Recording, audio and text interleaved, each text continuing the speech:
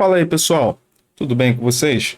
Sejam bem-vindos aí para mais uma aula. Eu estava ansioso para fazer essa aula porque hoje eu vou trabalhar com um assunto que eu vejo que muitos dos meus alunos têm dificuldade. E não é de hoje que eu vejo que esse assunto incomoda muita gente. Hoje nós vamos trabalhar com frações, números decimais, vamos falar sobre simplificação de frações, comparação de frações e também sobre o uso de frações como representação de parte de um todo. Então, se você não se lembra bem como trabalha com as frações, se você, tem dificuldade nesse assunto, quer relembrar e já gostou desse vídeo, desse tema de aula, eu te convido a deixar o seu like. Compartilha também com aquele seu amigo que talvez tenha dificuldade, porque eu tenho certeza que vai ajudar. Lembrando o seguinte, pessoal, as frações são um assunto que não ficam restritos só no ensino fundamental. Se você parar para ver, há diversas questões que muitas das vezes aparecem lá uma fração, um número decimal, e isso ocorre nos mais variados assuntos. Quando eu falo disso, eu falo porque já vi questões de geometria que tinha lá uma fraçãozinha no meio, equações onde você tinha frações no meio. Então, assim, as questões com esses assuntos são muitas. Beleza? E por isso é muito importante que você pegue bem esse assunto. Outra coisa interessante também já para você saber é que eu vou fazer esse vídeo falando desses conceitos que te disse, mas também vou fazer um outro falando sobre soma e subtração de frações e vai vir mais um falando sobre multiplicação e divisão de frações, porque assim a gente vai aí pegar o mais importante que você precisa saber dentro desse assunto. Vamos lá?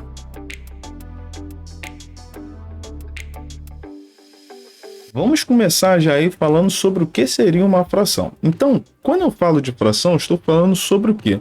Eu estou falando de uma representação de um número racional através de uma razão, ou seja, de uma divisão entre dois números inteiros. Por exemplo, o 4 é 4 sobre 1, Ou também eu poderia escrever 4 como 8 sobre 2.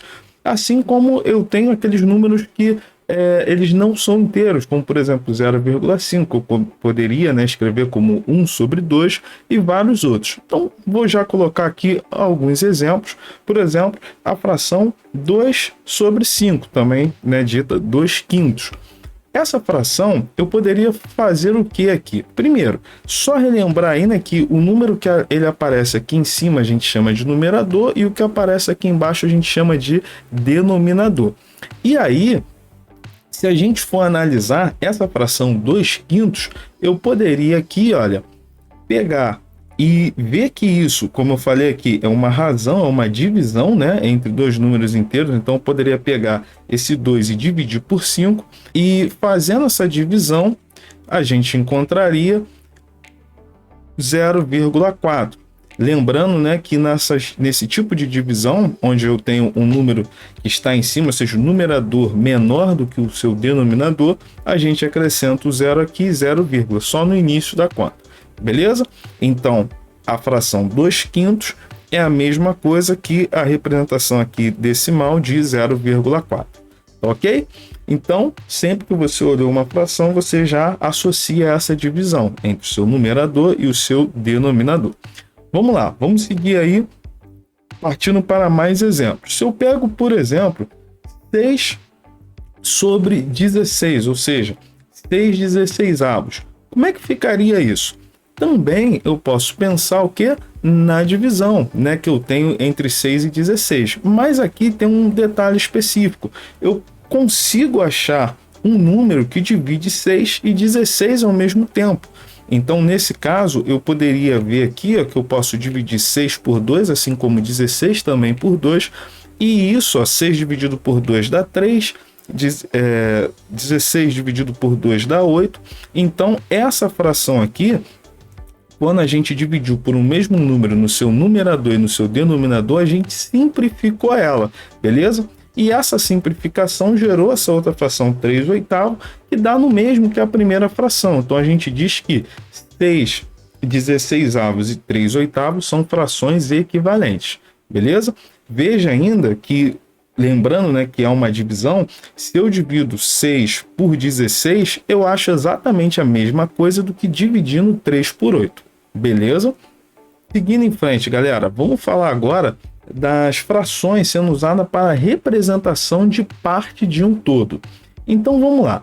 Aqui, se eu pego uma circunferência e divido ela em 8 partes, eu consigo, por exemplo, representar essa parte pintada por uma fração e representar a parte não pintada por outra.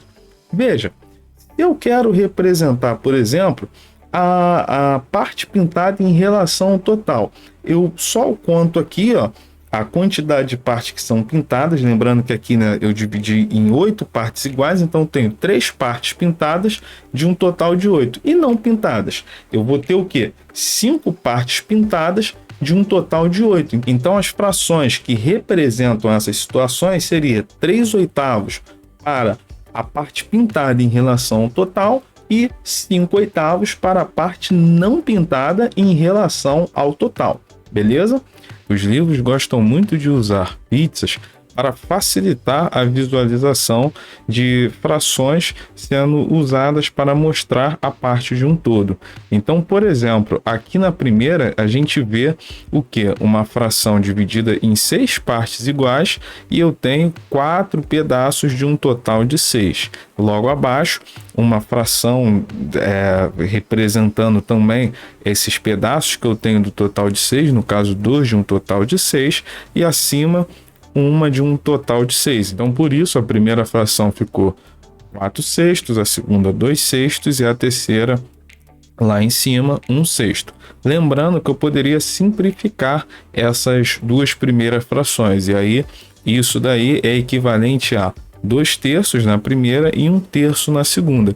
Veja que se eu agrupo os pedaços de 2 em 2, na primeira eu teria 2 de um total de 3, e na segunda, agrupando também os pedaços de 2 em 2, eu teria 1 de um total de 3. Seguindo em frente, vamos aprofundar aí mais um pouquinho.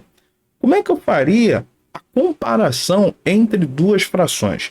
Primeira coisa, você tem que ver se essas frações elas têm denominadores iguais ou diferentes, porque a gente vai ter duas regras. A primeira é para denominadores diferentes. Se elas tiverem denominadores diferentes, a primeira coisa que a gente vai fazer é igualar esses denominadores através do nosso MMC, beleza? E aí aqui, gente, é algo muito importante, tá? Porque o MMC ele vai precisar ser usado aqui antes da gente começar a fazer o restante dessa comparação, antes da gente fazer o restante das continhas. E se eu tiver, né, os denominadores iguais, é como se a gente já pulasse essa parte aqui. Por quê? A gente vai usar o MMC justamente para igualar os denominadores. Eu vou dar exemplo sobre isso. Uma outra situação é essa com numeradores iguais. Aí você já vai saber que será maior aquela que tiver o menor denominador. Vamos ver exemplos? Veja, no nosso primeiro exemplo aqui eu tenho a fração 3/4 e 6/10. Se eu parar para analisar, o que acontece aqui? 3/4 e 6/10. Os denominadores eles são diferentes, eles não são iguais. Como eles são diferentes, a gente vai começar aí realizando o MMC. Então coloca aqui, ó, 4, né? E 10, um ao lado do outro, e vou dividindo ele aqui por fatores primos. Então dá para começar por 2, depois por 2 de novo, 5, até que fique 1 e 1 aqui embaixo. O meu MMC vai ser esse produto, essa multiplicação aqui. Então eu vou ter 2 vezes 2 vezes 5, o que vai dar 20. Beleza? Esse é o nosso MMC. Mas e aí? O que eu faço após calcular o meu MMC? Eu vou pegar esse MMC, que for o 20, e vou colocar, posso escrever ele aqui, né? O 20 aqui e o 20 aqui. Por quê? A ideia é que a gente iguale esses denominadores. Então a gente calcula o MMC para substituir os denominadores por um único denominador que seja igual nas duas. Então, no primeiro denominador aqui vai ficar 20 no lugar e no segundo vai ficar 20 no lugar. E aí eu vou pegar o 20, vou dividir pelo primeiro denominador e também pelo segundo. Feito isso, ó, 20 dividido por 4 vai dar 5, 20 dividido por 10 vai dar 2, e aí eu vou multiplicar aqui em cima, né, no nosso numerador, esse 5 vezes 3, esse 2 vezes 6, e vou colocar ambos em cima do 20. Então, isso vai gerar estas frações aqui, ó. Essa primeira aqui, 3/4, vai ser equivalente a 15/20, e a segunda, 6/10, vai ser equivalente a 12/20. De novo, como é que eu cheguei nisso? Dividindo 20 por 4, que deu 5, dividindo 20 por 10, que deu 2, multiplicando aqui em cima. 5 vezes 3, 15, 2 vezes 6, 12.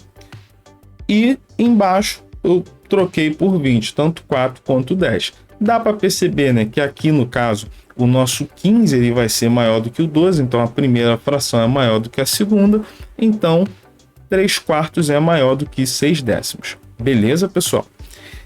Seguindo em frente aí, se a gente continuar em frente, vamos analisar, né, mais um tipo aí de situação onde eu comparo, só que aqui, apesar dos meus denominadores serem diferentes, eu tenho os numeradores iguais, então eu posso usar essa regra dos numeradores iguais. Por quê? Vai me dar menos trabalho do que calcular o meu MMC. Se os numeradores forem iguais, basta eu fazer o quê? Basta eu dizer que a maior fração é a que tem o menor denominador. Então, no caso, meio já seria maior do que 1/3. Por quê? Veja, lembra lá das representações?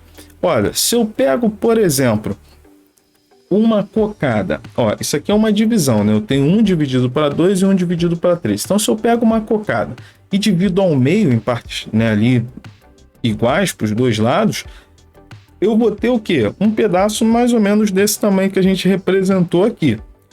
E eu divido, né, no lugar disso, essa mesma cocada em 3 partes iguais, eu vou ter mais ou menos esse pedacinho aqui. Então, o que está acontecendo aí? Está acontecendo que este pedaço aqui, que é gerado por 1 dividido por 3, vai ser um pedaço menor do que esse pedaço aqui, que é gerado por 1 dividido por 2. Por isso, vale essa regra para os numeradores iguais. A fração que tiver o menor denominador, ela já vai ser a maior. Por quê? O pedaço aqui, quando a gente divide por menos pessoas, cada um vai comer mais do que se a gente dividisse isso em mais pessoas. Um último exemplo aí para a gente fechar, eu posso trabalhar aqui agora a comparação entre 4/7 e 4/5. De novo, né? Os numeradores são iguais, então aqui eu já digo que a maior fração é a que tiver o menor denominador. No caso, 4/5 é maior do que 4/7. Beleza? Vamos lá então em frente para algumas questões dentro desse assunto. Bom, vamos lá para a nossa primeira questão. Diz assim: Carlinhos fez uma figura formada por vários triângulos e coloriram alguns. Em qual das figuras abaixo o número de triângulos coloridos representa 1/3 do total de triângulos? Veja, aqui, se a gente for olhar o total, eu tenho o quê? Contando aqui, ó, são 9 triângulos que formam esses triângulos grandes. É uma questão típica em que as frações estão sendo usadas como uma representação de parte de um todo. Então, basta eu colocar o total embaixo, né, no denominador da nossa fração, e em cima ali, já que a gente está falando, né, dos triângulos coloridos, basta eu botar a quantidade de triângulos que foram pintados. Fazendo isso, a gente vai ter para essa primeira aqui 6 nonos, 3 nonos, 7 nonos e 1 nono. Opa, professor, nenhuma dessas satisfaz aqui a nossa questão. Calma, a gente ainda não simplificou. Veja, aqui eu ainda consigo simplificar dividindo por 3 em cima e embaixo, e aqui também eu consigo simplificar dividindo por 3 em cima e embaixo. 1/3, opa, essa aqui vai ser a nossa resposta. Então, o gabarito dessa questão é a letra C. Tá ok? Vamos lá para a próxima e última questão. Diz assim: Marcela está confeccionando um cachecol. E aí fala, né, que será composto por 25 quadrados de mesmo tamanho, porém de cores diferentes. Ao final do dia, ela havia confeccionado 3 quadrados, o que 3/25 representa desse cachecol. O número racional, na forma decimal, que representa essa fração do cachecol, ou seja, né, que representa isso aqui, 3/25, que Marcela confeccionou galera, para a gente fazer isso aqui, basta lembrar que isso é uma divisão de 3 por 25. Então, já vou colocar as continhas aqui. Se você fizer essa divisão, né, lembrando que você vai acrescentar um zero aqui, 0, e aí, 1 vezes 25 vai dar 25, 30 menos 25 fica 5, acrescento o zero de novo, mas no segundo zero tu não vai colocar outra vírgula, obviamente, não vai alterar nada. Você vai fazer, quem que eu vou multiplicar por 25, que vai dar 50, seria 2. 2 vezes 25 dá 50, 50 menos 50 é 0, fechou a conta. A gente vê aqui que o nosso gabarito é o quê? 0,12, né? Ou 12 centésimos. Bom, pessoal, por hoje é só.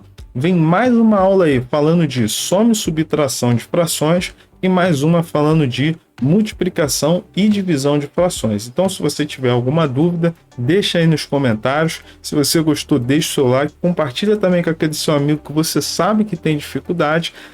Nos vemos aí numa próxima aula.